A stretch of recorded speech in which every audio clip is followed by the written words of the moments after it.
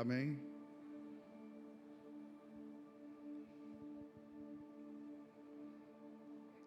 Salmo 84, assim diz a leitura: Quão amáveis são os teus tabernáculos, Senhor dos exércitos.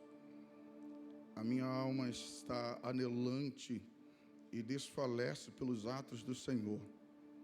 O meu coração e a minha carne clamam pelo Deus vivo. Até o pardal encontrou casa, e a andorinha ninho para si e a sua prole, junto dos teus altares, Senhor dos exércitos, Rei meu e Deus meu. Bem-aventurados os que habitam em tua casa, louvar-te-ão continuamente.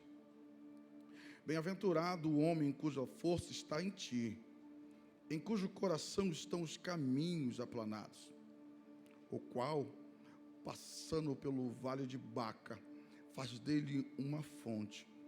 A chuva também enche os tanques. Vão indo de força em força, cada um deles em Sião aparece perante Deus. Senhor, Deus dos exércitos, escuta a minha oração, inclina os ouvidos, ó Deus de Jacó. Olha, ó Deus, escudo nosso, e contempla o rosto do teu ungido, porque vale mais um dia nos teus atos do que em outra parte 1000. Preferiria estar à porta da casa do meu Deus a habitar nas tendas da impiedade. Porque o Senhor Deus é um sol e escudo. O Senhor dará graça e glória, não negará bem algum aos que andam na retidão.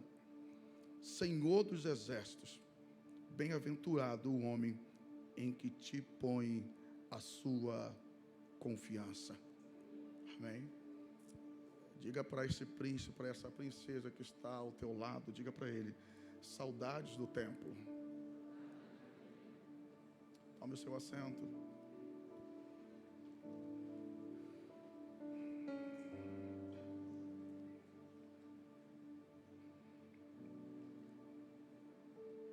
Quero ser bem breve na palavra que eu tenho a compartilhar com os irmãos. Eu vou beber água porque eu estou no jejum parcial, me abstendo dos sólidos e ingerindo apenas líquido, a saber, apenas a água.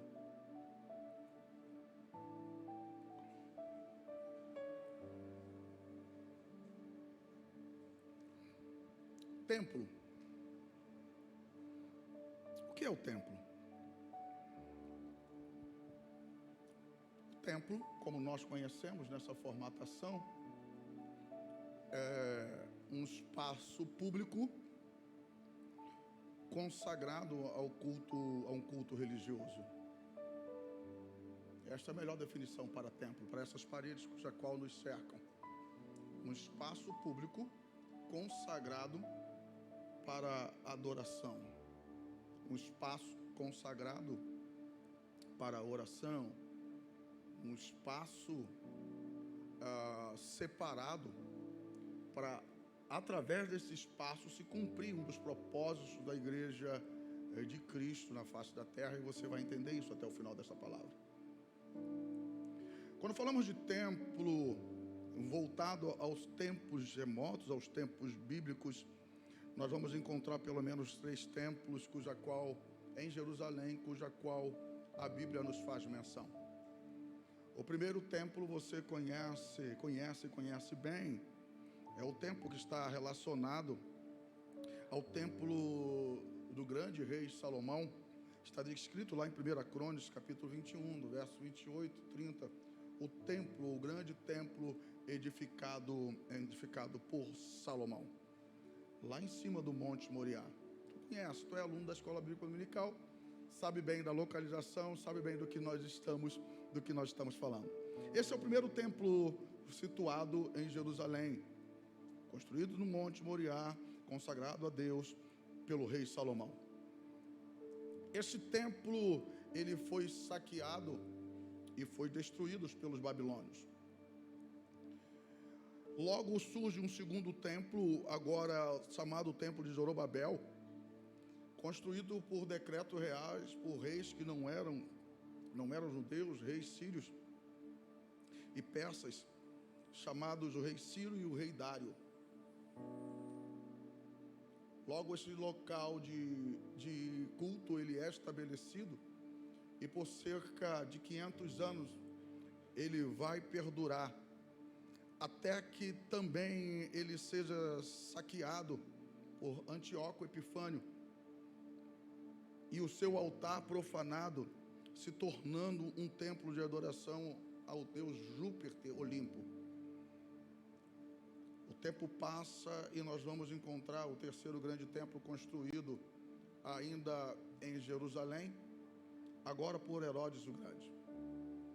Em alguns pontos, e nós não vamos entrar nesses detalhes, esse templo construído por Herodes, ele chega a ser maior do que o templo oferecido a Deus, ou consagrado a Deus por Salomão. Entenda que quando nós falamos de templo, falamos desse ambiente de templo, nós estamos falando de um lugar de devoção, de um lugar de respeito, de um lugar onde é demonstrado as nossas práticas em relação ao Deus que nós servimos. É um lugar de encontro, é um lugar de devoção, é um lugar destinado onde nós vamos colocar em prática, a gente tem falado muito sobre isso, aquilo que nós construímos com Deus no secreto. É aqui que isso se torna evidente. O que nós construímos em Deus no secreto se torna evidente aqui no templo. Então é um lugar de congressamento, é um lugar onde nós buscamos estar. Eu começo a olhar este salmo e eu vejo que ele é destinado aos filhos de Coré. E é um salmo que nos incentiva a essa devoção. Eu tiro 3 percepções a respeito desse texto. E a primeira delas é que ele nos leva a um lugar de bem-aventurança. O templo nos leva a um lugar de bem-aventurança. Nós vamos extrair essas verdades de dentro desse texto. Eu quero convidar você a redobrar a sua atenção e caminhar comigo. Eu pretendo ser bem rápido, porque nós temos ainda a ministração da ceia. Acredito que em 20 minutos eu consiga terminar ou passar aquilo que ardeu no meu coração desde ontem e hoje ao longo deste dia. Nesse ambiente de bem-aventurança, onde a nossa devoção, onde a nossa entrega, ela gera felicidade, o templo vai nos apresentar algumas perspectivas que nele há e que ele é. A primeira perspectiva que nós vemos dentro do templo, o que acontece, o que existe dentro desse local de bem-aventuranças, eu encontro no verso 4, nele há louvor perpétuo. Então, quando eu olho para o templo, eu preciso olhar para esse lugar e entender, existe um lugar de louvor perpétuo. Onde é isso? No templo. Então, quando eu tenho essa percepção de que no templo, nele há louvor perpétuo, está lá, bem-aventurados os que habitam em tua casa. Por que são bem-aventurados? Porque eles vão louvar continuamente neste ambiente. Talvez você consiga, talvez para começar a te trazer para dentro desta palavra, o ambiente que nós estamos falando quando esse salmo, quando a escritura está sendo escrita, é um ambiente que de tempo em tempo, e eu citei aqui 3 no mínimo, de tempo em tempo eles eram impedidos de estar dentro do templo.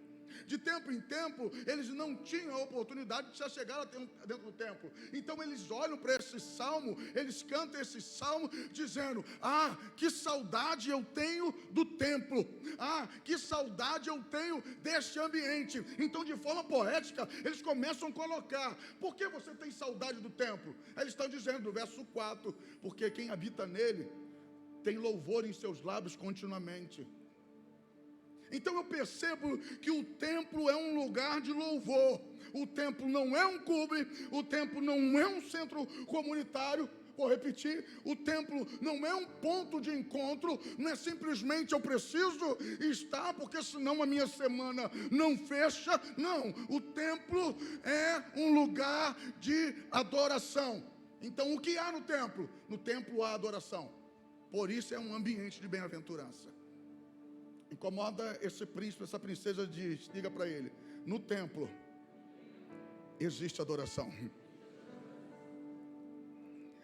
A segunda verdade que nos remete ou traz a perspectiva do templo como lugar de bem-aventurança está no próprio verso de número 1, quando o salmista está cantando, está dizendo: como amáveis são os teus tabernáculos. Logo eu descubro que o templo é um lugar de amabilidade, é um lugar de refrigério.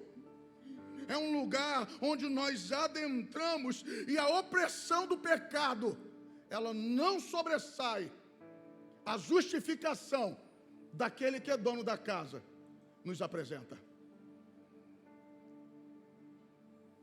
É um lugar de amabilidade, é um lugar de refrigério, é um lugar de incentivo, é um lugar de restauração. É por isso que eles estão cantando e estão dizendo: ah, que saudade do templo. A terceira perspectiva é que o templo é um lugar acolhedor. Perceba o que eles estão dizendo. O verso do número 3: até o pardal encontrou casa. Aonde? No templo. A andorinha, ninho para si e para os seus filhinhos. Aonde? No templo. É uma casa aberta em que não há discriminação. Perceba que quem está cantando esse salmo são os filhos de Coré, que tiveram a sua família destituída, destruída. Eles agora são sobreviventes. Alguém poderia olhar para eles e dizer: o templo não é lugar para vocês. Mas agora eles estão cantando e estão dizendo: o pardal tem casa, a andorinha tem casa, e nós também, que tínhamos tudo para não estar aqui, também podemos cantar que este lugar é um lugar de acolhimento.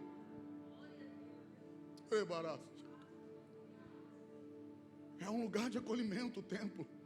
É o que eles estão contando. E aí eu volto a dizer: que saudade do templo.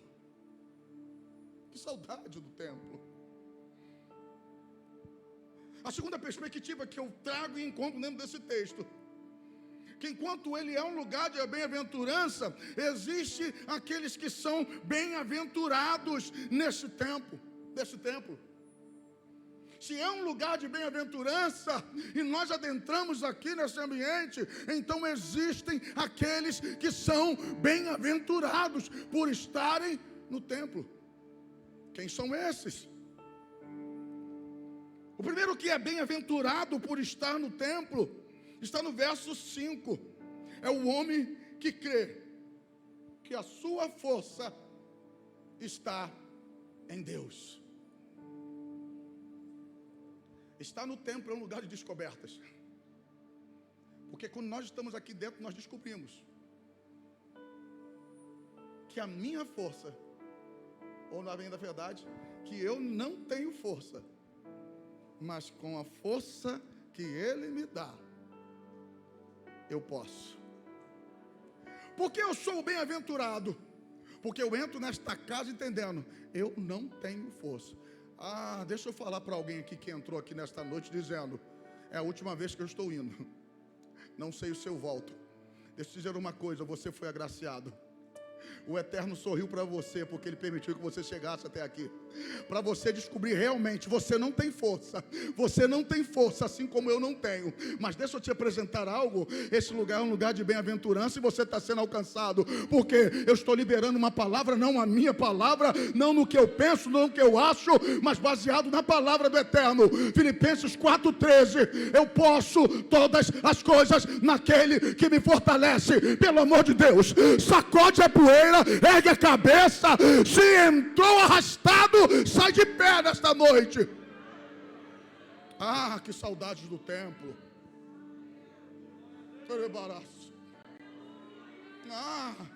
Que saudades desse lugar, que eu descubro que não tenho forças em mim mesmo, mas descubro que aquele que é a própria força sopra a sua graça divina sobre a minha vida e fala: eu te ponho de pé, eu te coloco de pé, eu te sustento.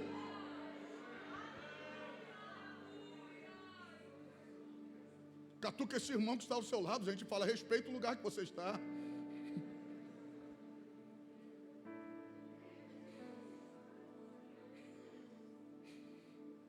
Quem é que goza dessas bem-aventuranças contidas em habitar no templo? Está no verso 5. Quem tem o coração reto e singelo. Salmo 119, verso 80 vai dizer: seja o meu coração reto para com os teus estatutos, para que eu não seja confundido. Quer andar certo, quer andar na linha? Não ande segundo o que você pensa.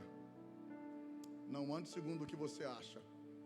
Posso te dar um segredo? Está em dúvida? Não faça.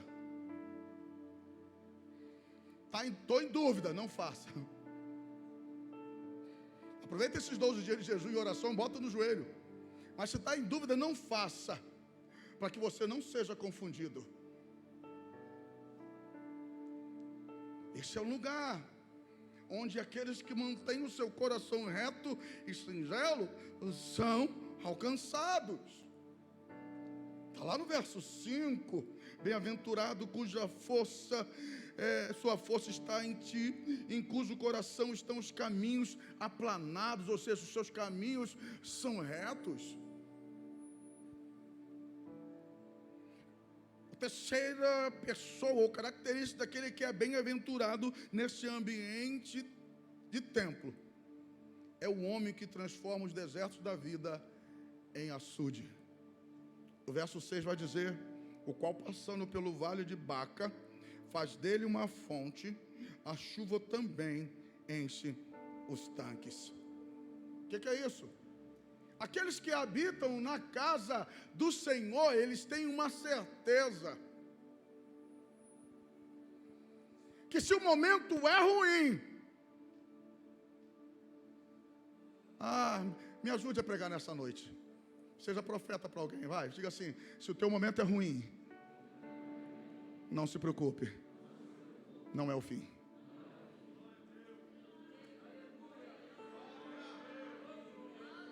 Diga para ele, é só um momento. Onde eu encontro essa certeza? Na minha força, não. Perceba que o texto está conectado. Força e passar por essas transações ou transições de estações, cuja qual todos nós passamos. Você orar, você jejuar, não vai te livrar de enfrentar tempestades, não. Não, pastor, então o que eu faço quando eu jejuo? O jejum diz mais a respeito de você para com ele do que dele para você. Porque quando eu entro no propósito de jejum, eu posso não obter a resposta que eu quero.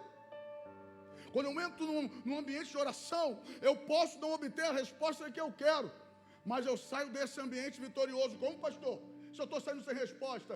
Porque quando eu entro num ambiente de jejum e oração, eu tenho oportunidade de me aproximar dele. Eu não vou saber dizer qual é o escritor que diz que jejuar é encostar os seus ouvidos na boca do Eterno.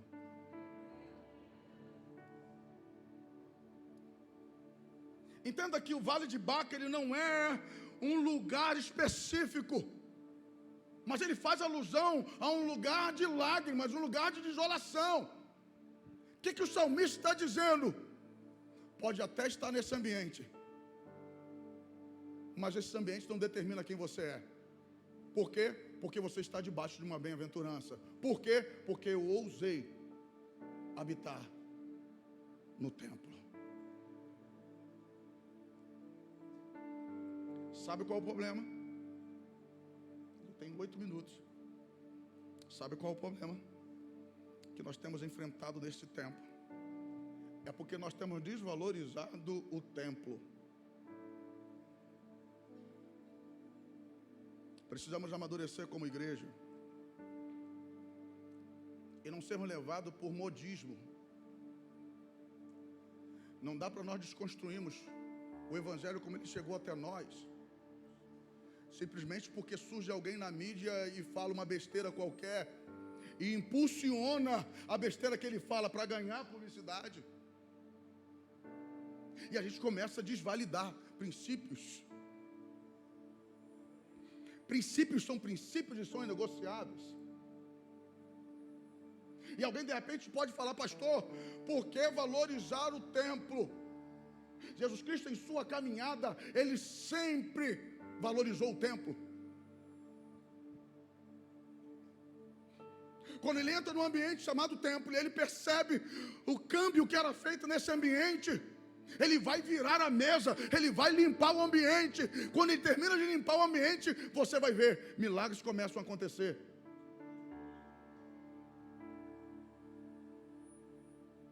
Aí de repente você vai dizer: mas pastor, nesse tempo Jesus estava presente.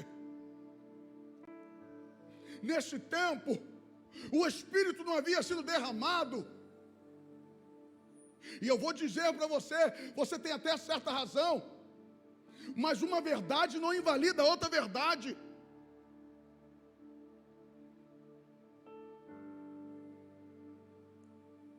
Uma verdade não invalida a outra verdade. Se não havia importância de estar no templo, Jesus Cristo morre, é assunto aos céus, a promessa se cumpre, o Espírito é derramado sobre a igreja. Se o templo não tem importância, por quê? Pedro e João estão subindo na hora nona para o templo.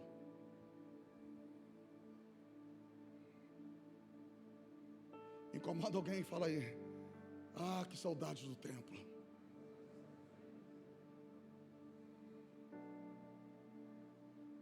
Pastor, mas a palavra diz também que nós agora somos templo.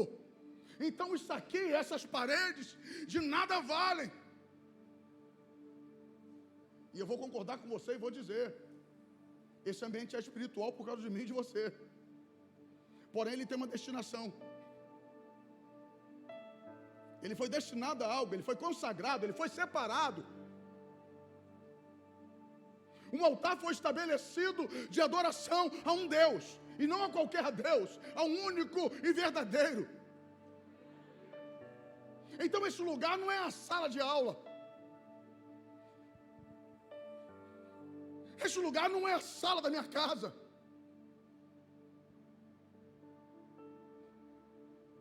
Nós não podemos desprezar. Quem está cantando esse salmo eram aqueles que talvez nunca teriam oportunidade de estar no templo, mas agora estão cantando e estão dizendo: que coisa linda, eu posso estar aqui.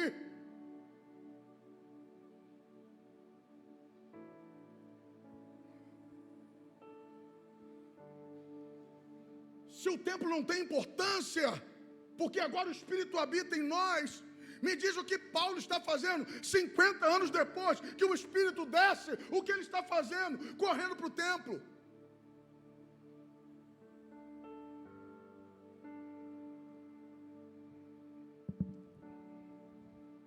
Interessante que nessa oração que Paulo vai para o templo, é no templo que Paulo é arrebatado. Mas o templo não tem importância. Eu não preciso estar no templo. Eu posso estar na minha casa e assistir o culto online, resguardado das pessoas que estão sem condições de estar fisicamente, ou por motivo de trabalho. Posso apertar um pouquinho o cinto? Quantas reuniões nós temos na semana de culto? Quantas reuniões nós temos? Em quantas você vem? Não precisa responder. Que saudades do templo. 50 anos depois que o Espírito foi derramado, Paulo agora ele vai correr para o templo. Está lá em Atos 22. E nesse ambiente de oração, Paulo é arrebatado. Pastor, porque o senhor disse que... E já termino. Porque o senhor disse que o templo ele vem para cumprir um dos propósitos da igreja.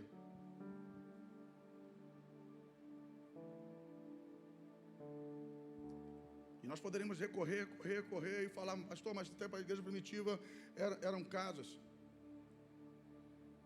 Eram casas, mas tinham templo.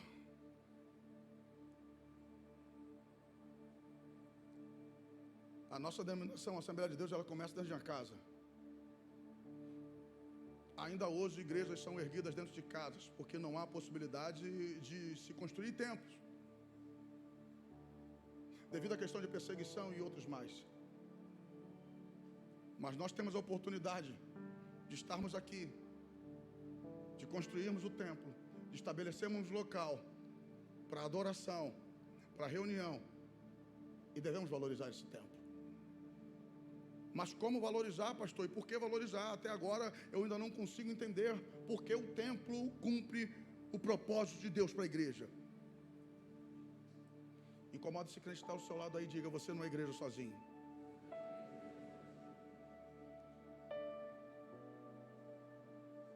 Diga para ele, você é corpo.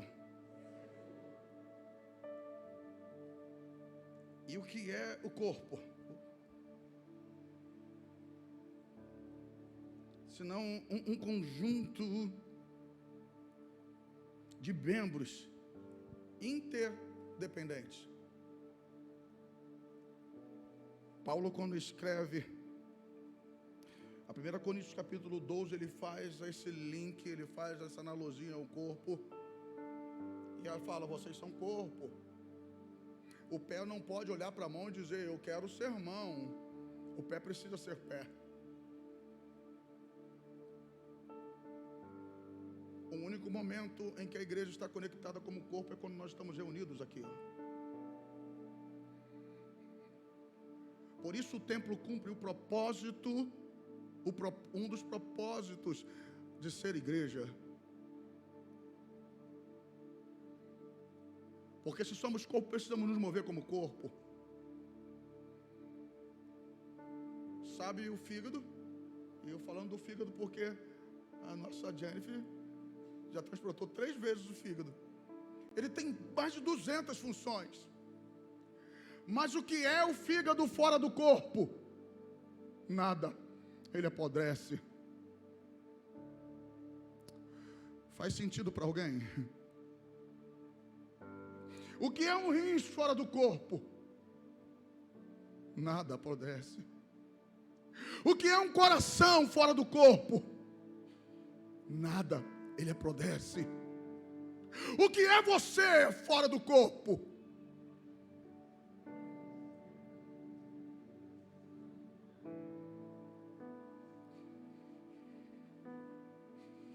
Quem é você fora do corpo? Oh, eu sou um rins.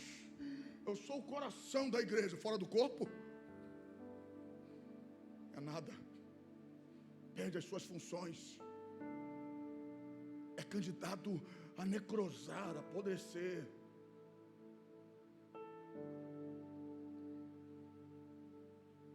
Ah, que saudades do templo.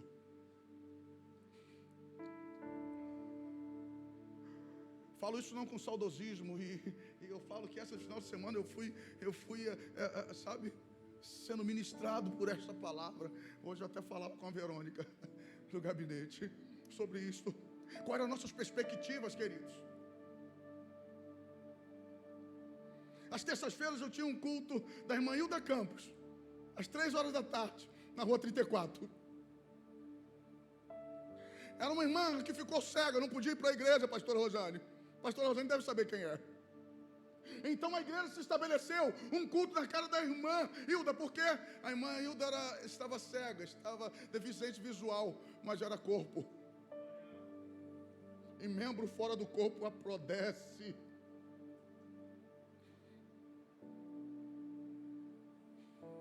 Na rua 30, lá descendo para a Baixada do Pica-Pau, culto na irmã Bililinha, é isso mesmo, né?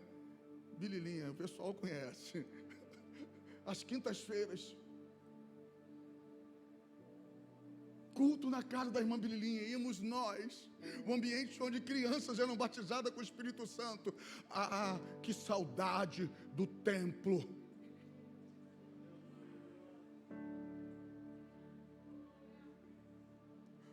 Pastor, por que o senhor não está falando do tempo e do templo? Porque o templo, nós precisamos ser senhor sobre o templo. Mas eu tenho saudade desse ambiente. Desse ambiente onde bem-aventuranças são geradas, onde palavras são geradas, onde não há discriminação, onde é um lugar de encontro, é um lugar de paz, é um lugar de felicidades, onde a minha alma precisa anelar. A gente poderia discorrer todos os pormenores desse texto e entender o que o salmista está declarando, gente. Era alguém que saía para a batalha, mas em meio à batalha, ele se voltava e falava: que saudade do templo.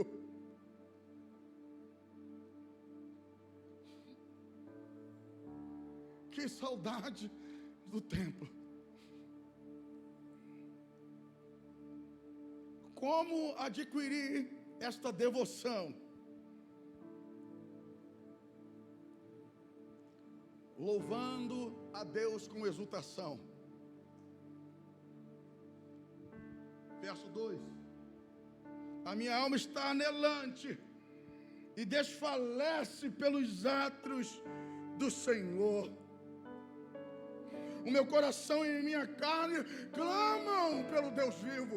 Que é isso? É a canção que nós cantamos com muita alegria, dizendo: se não for para te adorar, por que eu nasci? Qual o sentido da minha vida se não for para te adorar? Como alcançar essa devoção? É declarar isso ao nosso Deus com exultação, com ênfase, com verdade, com sinceridade e liberdade.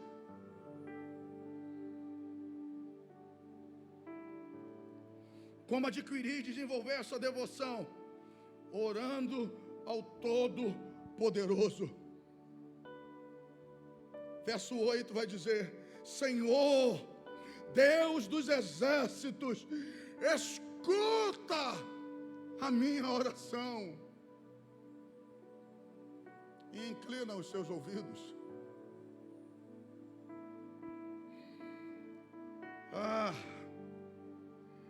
Como adquirir e desenvolver esta devoção? Fazendo opção pela sabedoria que vem do Senhor e não se envolver com o que o mundo ensina. Uma oração que eu tenho feito repetidas vezes. Talvez se você entrar no gabinete pastoral para atendimento, você vai me ver orando, fazendo essa oração todas as vezes antes de iniciar um atendimento. Pai, eu te oro a oração apostólica do apóstolo Paulo de Efésios 1. Que o espírito de revelação e sabedoria alcance a nossa mente, trazendo luz a respeito daquilo que é dúvida, daquilo que é incerteza, clareza a respeito de quem tu és.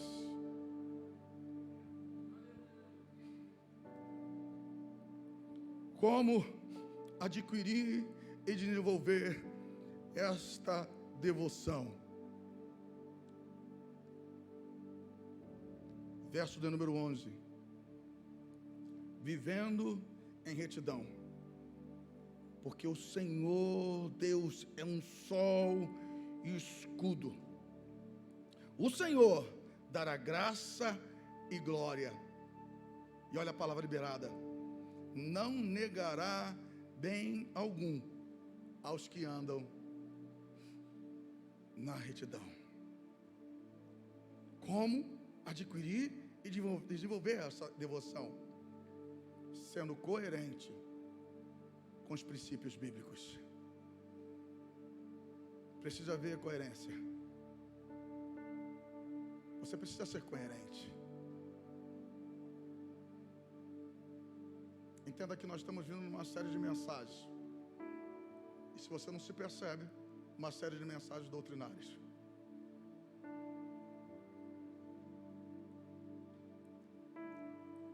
Mas o meu coração arde por esta palavra. Porque o rei Davi, ele muito experiente, vivido, viajado.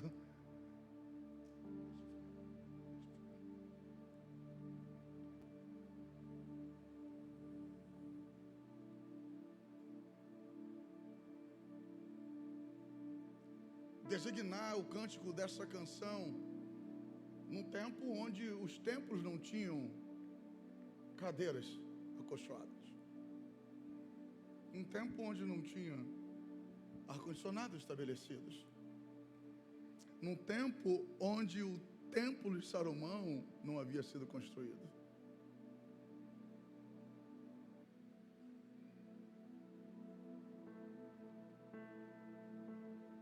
E ele dizendo: os átrios da sua casa são melhores do que qualquer outro lugar em parte vil.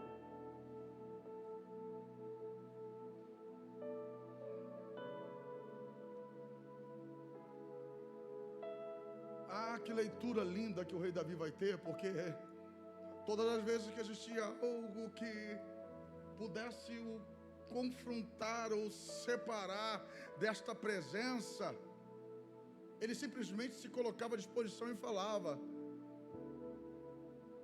tira a coroa, tira as riquezas, tira o trono, tira tudo, mas não me afaste da tua presença.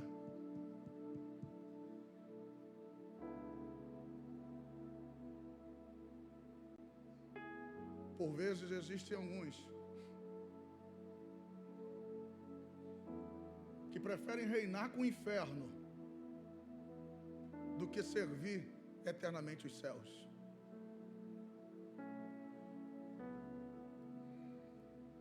Aqui eu termino com essa palavra dizendo mais uma vez, repita comigo: que saudades do templo.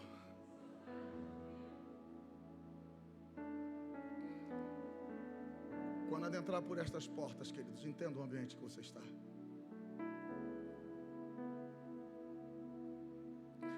O teu celular não é mais importante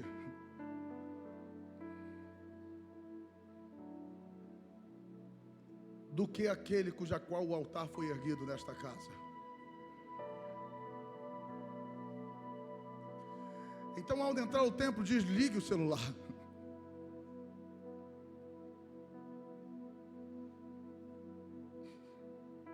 Ao adentrar o templo, entenda que é um tempo de devoção total, integral, por inteiro a Ele. Porque a sua devoção neste ambiente há de gerar, há de fazer com que as mãos do Eterno sejam direcionadas sobre a tua casa, sobre a tua vida. O clamor que é erguido nesta casa há de fazer com que os ouvidos dele se inclinem para ouvir.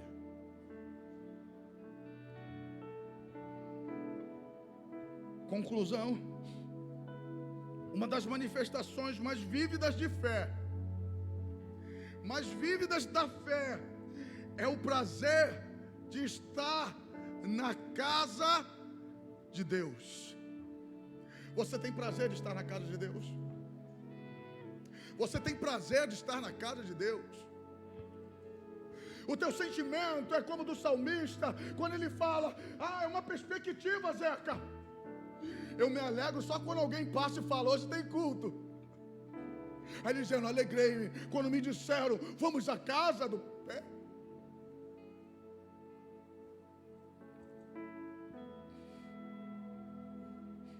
Faça essa introspecção. Você vai sair daqui nesta noite, e amanhã é segunda.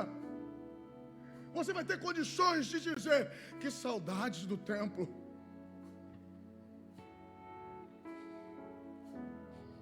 Eu brinco com algumas pessoas aí que o templo para mim é como shopping. Já viu o shopping que você entra de dia e sai de noite? As horas se passaram. Está nessa casa, gera em você felicidade, paz, segurança, ou inquieta, ou te traz inquietação?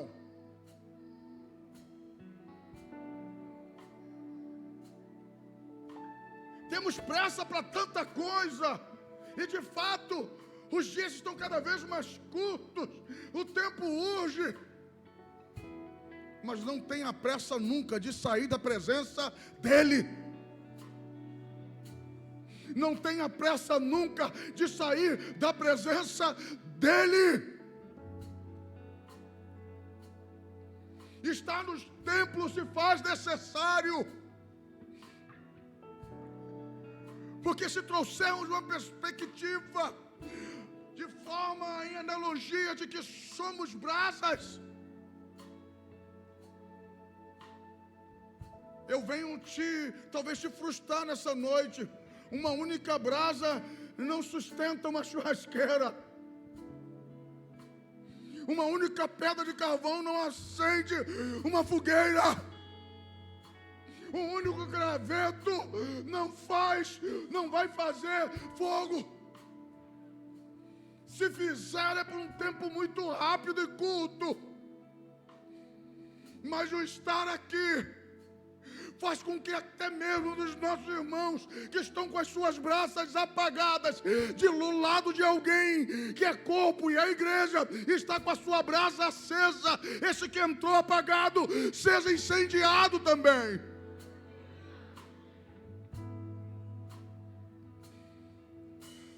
Ele não nos fez seres isolados, Ele não nos colocou numa ilha. Muito pelo contrário, a primeira percepção dos céus não é bom que um homem esteja só. Um homem é um ser social. Nós precisamos de pessoas. Você precisa de pessoas. Eu preciso de pessoas.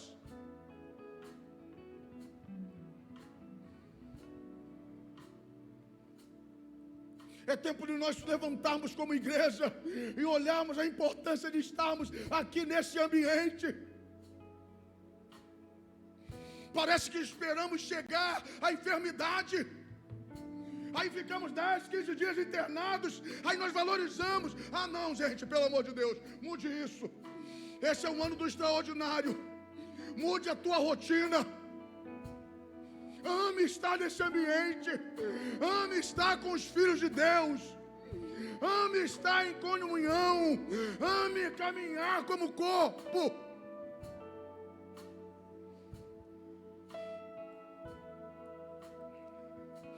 A fim de que você possa declarar essa palavra como verdade. Porque mais vale um dia nos teus átrios do que em outra parte 1000.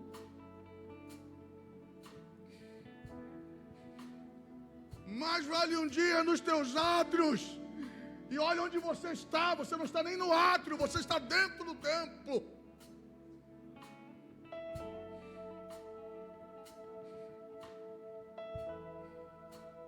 Isso precisa te colocar em posição de reverência.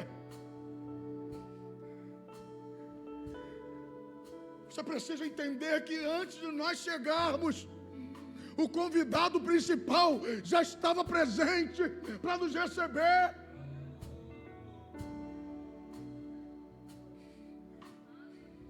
Ele não chega atrasado. Você precisa entender, esse é o lugar de habitação. A igreja fica aberta ao longo da semana, das 8 da manhã às 18. Eu quero te desafiar. Venha para esse altar, adentre o templo, você tem a minha autorização. Adentre o templo, venha para esse altar, se proste e diga: eu tenho saudades desse ambiente.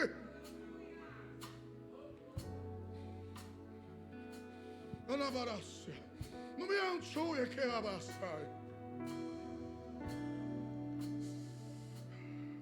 Eu não sei se isso acontece contigo, mas pastora Kézia, presbítero Miqueias, parece que quando eu adentro aqui, o pé aqui dentro, pode vir, inferno. Pode vir. E por que desprezamos ambientes como esse? Ambientes que nos remetem a um porto seguro.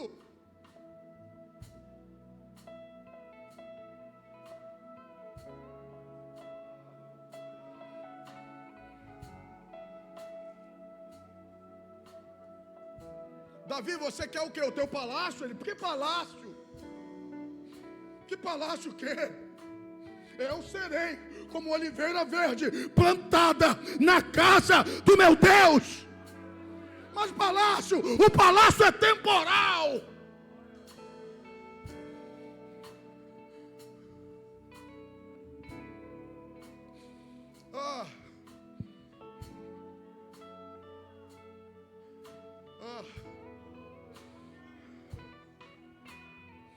Davi, o palácio é o melhor. Não, não, não. É melhor estar nos átrios. É melhor estar nos átrios. É melhor estar nos átrios.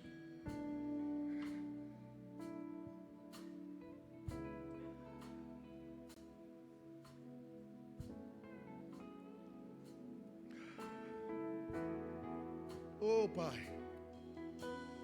Uma coisa vou pedir, deixa eu ficar nesse lugar.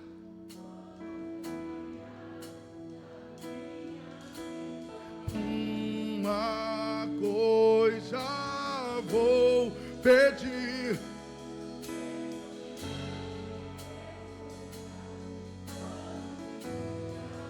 Que saudade do templo.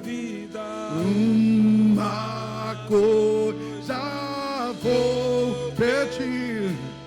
Deixa eu ficar.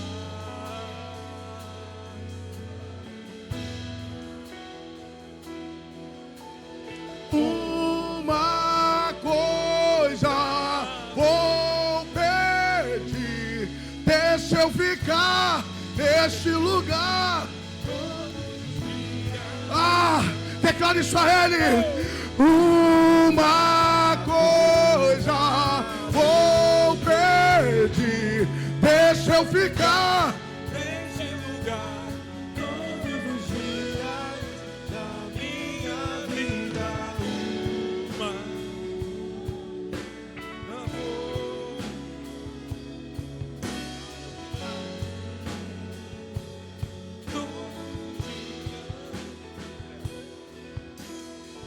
E é aqui que eu me sinto muito bem.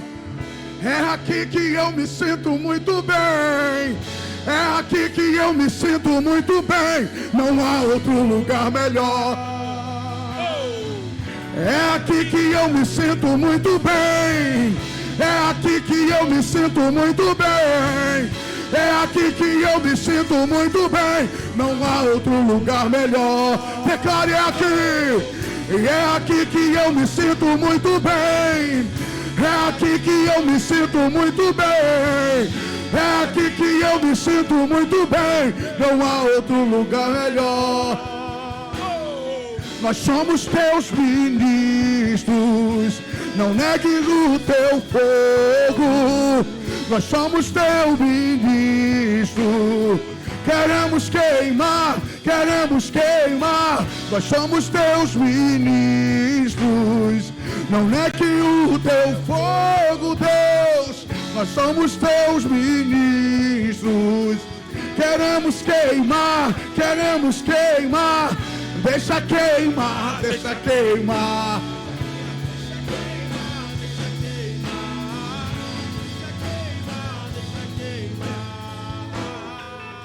O fogo que não se apaga. Deixa queimar, deixa queimar. Deixa queimar, deixa queimar. Deixa queimar, deixa queimar.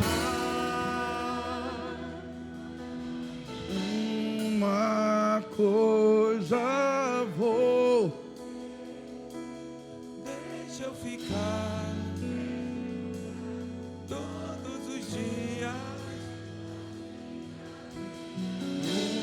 Uma coisa Vou pedir, deixa eu ficar.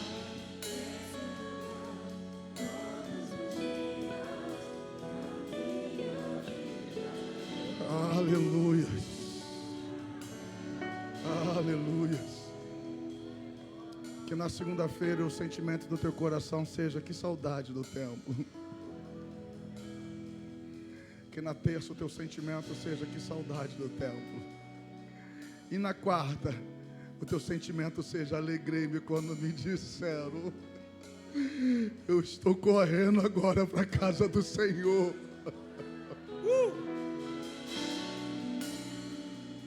Na quinta, que saudade do templo. Na sexta, às 6 horas da manhã, eu já estou embrasado com o altar preparado, porque tem mini vigília. Vou dar lugar com força.